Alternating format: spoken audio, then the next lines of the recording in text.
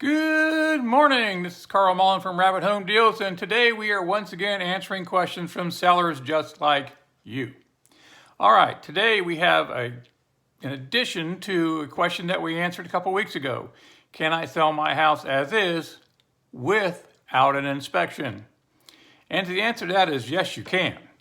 But just like in the previous video, if you do sell your house as is, you must make sure that you have a good, complete seller's disclosure.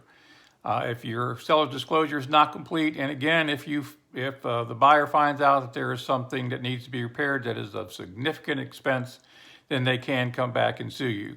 But the answer to your question is, can I sell it as is without an inspection? Yes, you can. But now I will tell you who will buy that house from you. It probably is not going to be a retail buyer. It's probably going to be another investor. An investor will come in, do a walkthrough. They'll look at what they see, and they're used to looking at houses anyway. And so they will come in and take a look at the house, and they may very well buy it without an inspection.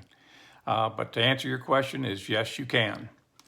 All right, if you know somebody's looking to sell their house, please have them call 352-480-0955 or go to our website, rapidhomedeals.com. Rapid Home Deals, we are Ocala's local home cash buyer.